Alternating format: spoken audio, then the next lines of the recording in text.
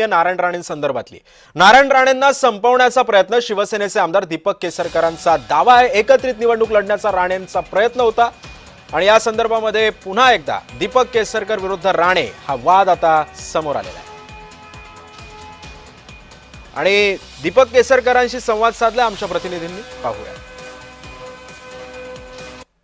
दीपक केसरकर आहेत, मला सांगा, काल एक तुम्ही मोठं विधान केलं की राणेंबद्दल एक कट रचला जातोय, असं एक मोठं विधान केलं। याच्या मागचं कारण असं होतं की राणे साहेबांनी स्वतः म्हटलं होतं की महायुती करून ह्या निवडणुका लढवाव्या, परंतु तसं केलं गेलं नाही आणि त्याच्यामुळे निश्चितपणे राणे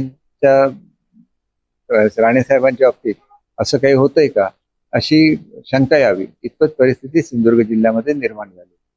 हा जो तुम्ही कट हा विषय मांडलाय तो नक्कीच हा जे सुई आहे याचा जो हे आहे रोग तो कोणाकडे आहे?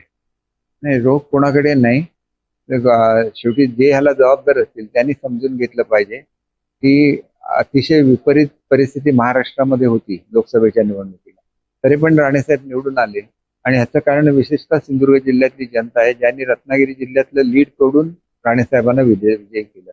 त्याच्यामुळे साहजिकपणे राणेसाहेबांना हे बोलण्याचा अधिकार आहे आणि तसं ते बोलले, परंतु त्यांचा शब्दाचा योग्य तो मान ठेवला गेला नाही। सध्या बघितलं तर निवडणुकीच्या एकूण प्रचारात नारायण राणे हे कुठेही दिसत नाहीत, त्यांना बाजूला ठेवण्याचा भाजपचा हा डाव आहे का? हे मी स्वतः कसं सांगू, ती वस्तुस्थिती आहे ती आपण समजून घ्या आणि त्याच्यावर जो काय निष्कर्ष काढायचा तो आपण काढायचा। आज नितेश राणे यांनी विधान केलं की जो तुम्ही पूर्वी नारायण राणे यांच्याशी जो विरोधी काम केलेलं त्याचा आज मुद्दा त्यांनी उचलून धरलाय। तो वैचारिक संघर्ष होता, तो संघर्ष संपल्यानंतर मी कुठलीही टीका ही नारायणराव राणे साहेबांवर केलेली नाही। तो संघर्ष होता, तो संघर्ष सगळ्या जनतेने बघितलेला आहे त्याच्या आणि तो संघर्ष हा शांततेसाठी होता आणि ते एकदा शांततेचं आपण गोल अचीव केल्यानंतर तो लढा तिथे शिल्लक राहत नाही।